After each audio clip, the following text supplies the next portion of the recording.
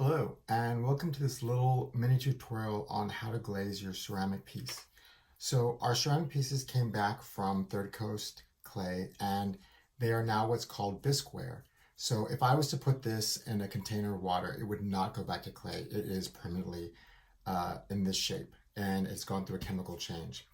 The next thing we're going to do is going to glaze it with these paint glazes, these ceramic paint glazes. And then we're going to put it in the kiln one more time, and then when it comes out of the kiln, it will have a shiny, glossy surface because of the glazes. Now, when you apply the paint glazes, there are about 3 rules that I would like for you guys to follow. One of them is that you do not mix the paints.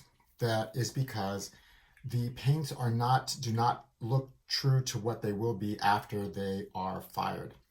As an example, this is one that this is a piece that I am painting right now, and you can see it looks very pink, but it's not pink. It is actually going to be true red.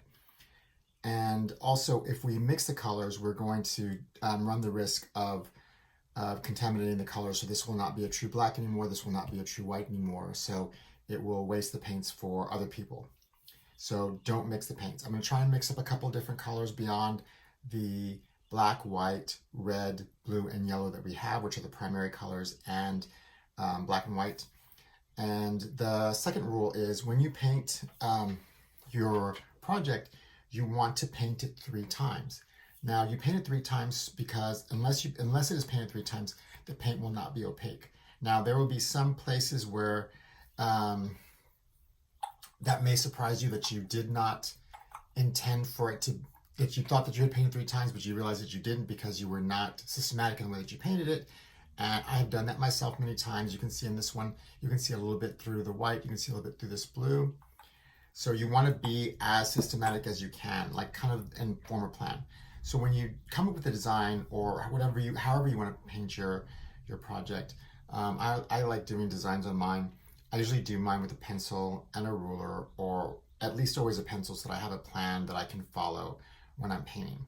And what I do then is I make sure that if it's a simple design like this small little box, I draw the lines and I'm going to paint all the pink first, and then all the white, and then all the blue. And I'll go around 3 times for the pink, 3 times for the white, 3 times for the blue.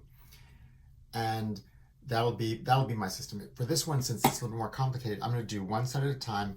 I'm going to make this piece black and white. So I'll do all the black on one side, and then I'll do it 3 times. I'll paint it all black, paint the black section, wait for it to dry, paint the black section again, wait for it to dry, paint the black section again, wait for it to dry. Then go around to the next side and do the same thing for all the black on that side, and then for all the rest of the sides. You can see I already started painting this one, and I want to show you how quickly, that seems like would take a long time, but this paint dries super fast. So I want to show you how fast it dries so you can believe me when I say that, because if someone has never seen paint glaze dry, they are always shocked at how fast it dries. And you can see it's already starting to get clumpy. That's kind of another reason why you don't want to leave the lid off the jar while you're painting. I'm gonna have small containers of the larger paint available, and then I refill the larger one. That way we won't run the risk of that happening. So that's kind of the second rule. And you can see it's already starting to dry on that side. It dries really fast. And you don't want to think, oh, I can just paint one really thick layer. No, let it dry and paint 3 times. You really want to follow the rules as close as possible when you're doing this, because it's not something you can go back and fix very easily. It's a kind of a one-time shot. When it comes out of the kiln, it's what you got. So make sure that you follow the rules as well as possible. It's kind of like this, using the slip. You kind of feel like, oh, that 2 pieces are sticking together. I don't really need to do that. And then it dries and falls apart. So these rules are pretty basic, but they're pretty integral to how this process works. So you can see it's already starting to dry, and that was only like 1 layer. The next, I'm going to make sure I have my lid closed. The third rule is don't paint the bottom of your ceramic piece. In other words, whatever touches the table that it rests on, including and the lid and the body are going to be fired separately, and fired like this. Since this bottom part of the lid touches the ground, do not glaze that. Now, if you happen to get some glaze on it, just get a wet towel, wet rag, and wipe it off. It comes off pretty easily, and then don't worry about it. It's not that big of a deal.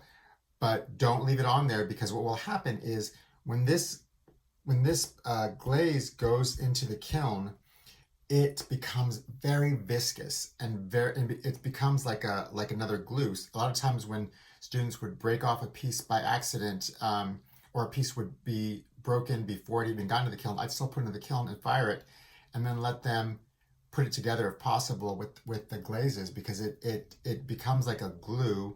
Not so much when you're painting it on. If you paint it thick enough and kind of anchor it in a certain way, when it goes through the kiln, it becomes this very viscous glue that will become very permanent after it's been through the kiln.